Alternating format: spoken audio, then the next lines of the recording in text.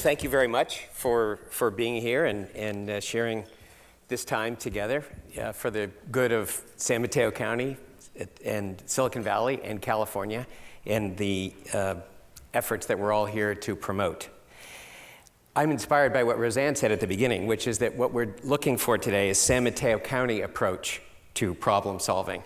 And I hope that that is what I am able to talk about, because my background is as an what we call a venture capital impact investor, meaning that I have invested in companies that should be able to make as much money as possible, but that also solve significant social problems.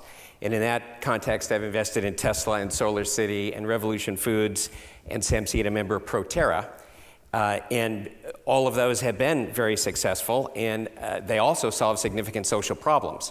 So I'm hopeful that we can do much more of that together. And I'm certainly here to advocate regionalism as well. This is me.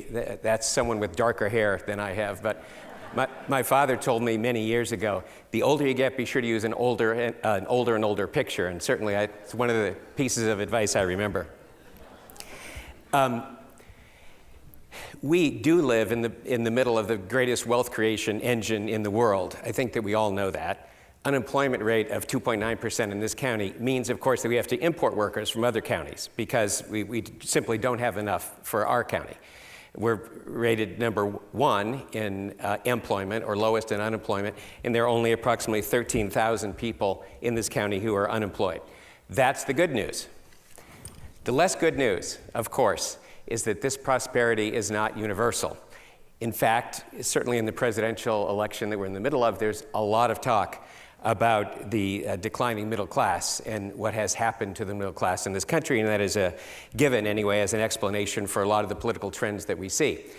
The data on this chart shows you that income has become much more concentrated in the last 25 years.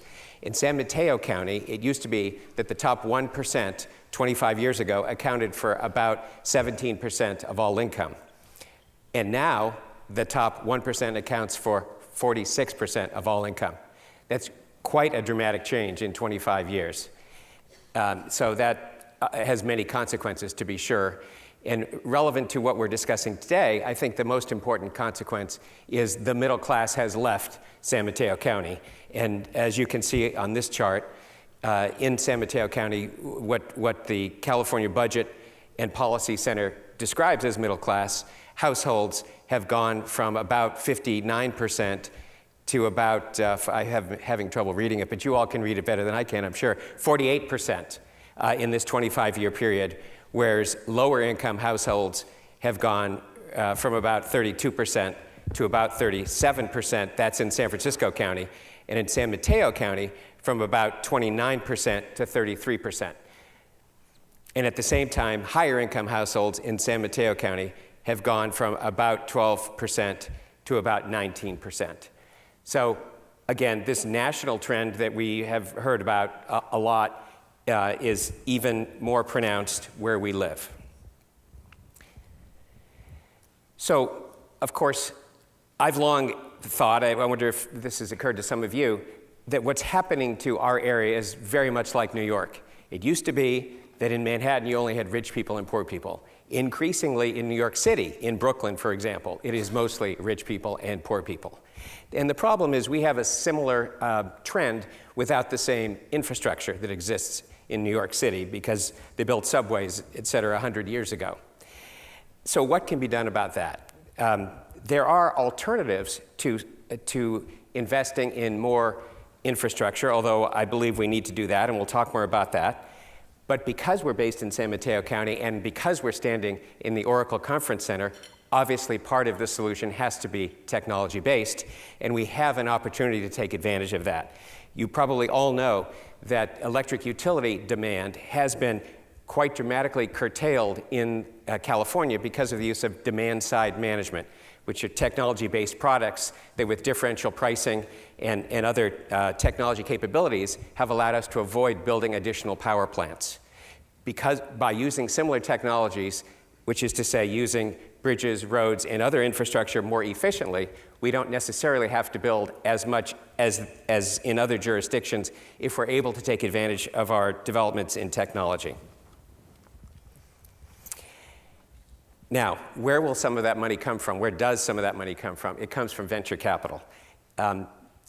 To discuss this for a moment, because if I am saying, and I am, that technology will provide some of the solutions to our challenges, it's important to note that the venture capital business, which of course started here and continues to prosper here in San Mateo County, continues to do very well. There have been some significant changes. There have been consolidation among venture capital partnerships, but there's been a huge influx of corporate investment as well. As you drive up and down Sand Hill Road, one of the signs you now see is Schlumberger, which has a huge innovation center for energy exploration and related applications of technology, because they see the same thing that we're talking about. And that's one of hundreds of examples that I'm sure you're all aware of. So the venture community continues to prosper here. There's a lot of money to invest in the solutions that we need. And on the right chart, you see that San Mateo County continues to be a very major factor in venture activity. However, it's broadening out a bit. It's not quite as concentrated. Venture investments are not quite as concentrated in San Mateo County as they used to be. I think from an overall societal standpoint, that's probably a good thing, because what it indicates is that because of the success of this model, it's broadening out to other regions of the US and the world. These are simply some examples of early stage, expansion stage, and late stage investments. It's interesting to note that many of them are a stone's throw from where we're standing right now, whether it's Foster City or Redwood City. So the innovation engine continues to work very well. The draw of Silicon Valley, as we know, is innovation. So I just want to tell a few stories from this page that I think bring that to life. Proterra, which I mentioned, is a company that I have invested in and is a SAMCEDA member, which is very important, is an electric bus company. They were founded in Greenville, South Carolina, and moved their headquarters about a year ago to Burlingame, California. Greenville sounded right to me, because after all, that's where most of the European and Asian car companies do their manufacturing, and so that went with what I would have expected. So why did they move here? They moved here because as an electric vehicle company, what's important to them, in addition to metal bending, of course, is technology. It is advanced batteries, and it is software upgrades. As any of you who drive a Tesla know, the way you get your Tesla to have added features is through software upgrades, like a computer. Well, because it is a computer, and to some extent the Proterra bus is a computer, it's certainly a computer-driven vehicle. In the same sense, all of the advanced manufacturing opportunities that investors and others are excited about are computer-driven manufacturing systems, generally speaking, which is why this area, which has the most talented computer scientists and engineers and others in the world, which is why this area will continue to prosper, particularly for those in those fields. But as we just saw, it doesn't guarantee that for everyone. In addition, I just had the privilege of being at Stanford Health with our SAMCEDA chair, and I learned that Stanford Health and IBM are doing an all-day session at GSV Labs, which is basically across the freeway, on digital health. Because similarly, in addition to the big challenge we all face with climate change, we also face an imperative of reducing the cost of healthcare delivery. Fortunately, venture capital and Oracle and other large technology-based organizations will work with Stanford and Sutter and Dignity and others in an effort to solve those problems. The point I'm trying to make is this area will remain critical to solving the world's most important problems, and that is for us a great opportunity.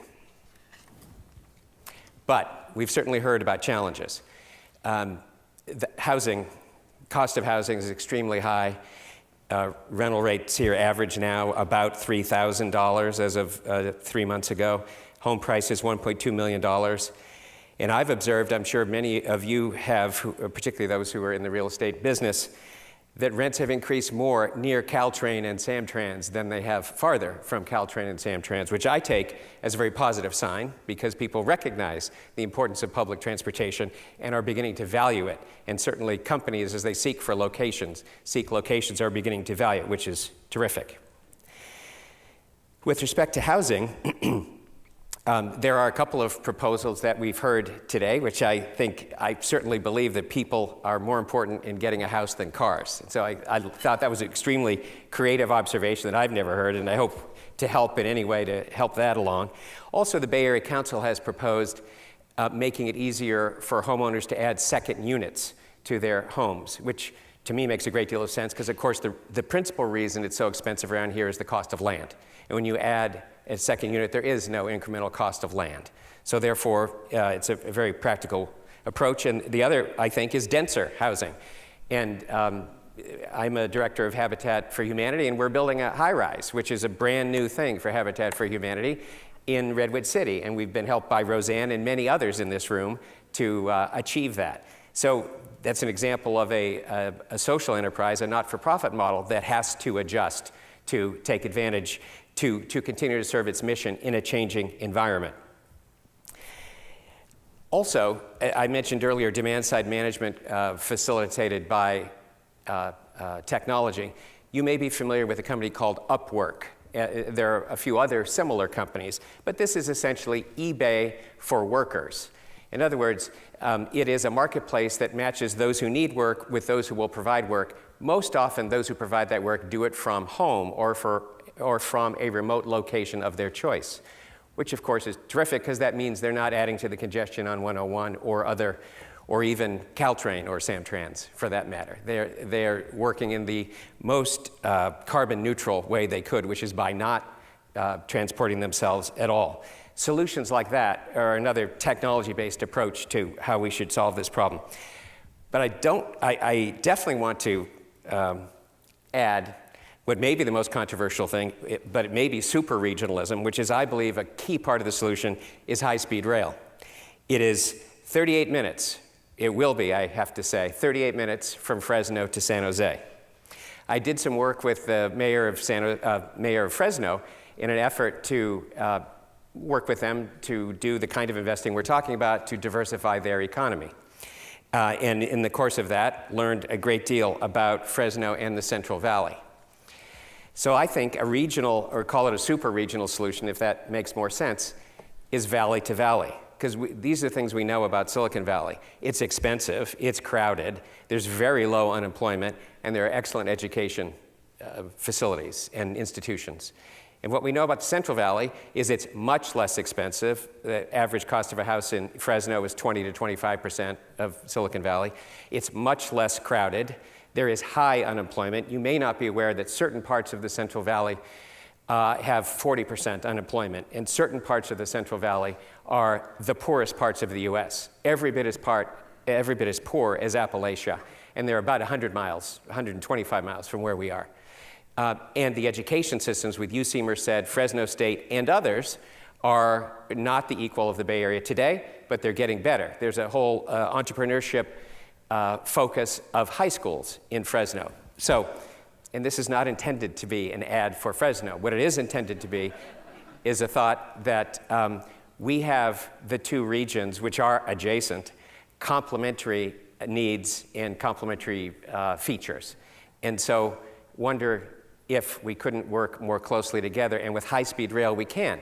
Lastly, and this is certainly not an advertisement for any presidential candidate, but is a way to make America great again, to bring some operations that are overseas back to the Central Valley. To some extent, it is doable. The senior executives of tech companies I have talked to have said, yes, certain capabilities of the workforce that we have distributed around the world do exist in the Central Valley, and it is much cheaper, and there are many people who can't afford to buy a house here who would love to live in the Central Valley. So I think that's a possibility. So thank you for listening to my thoughts, and thank you very much, SAMCEDA.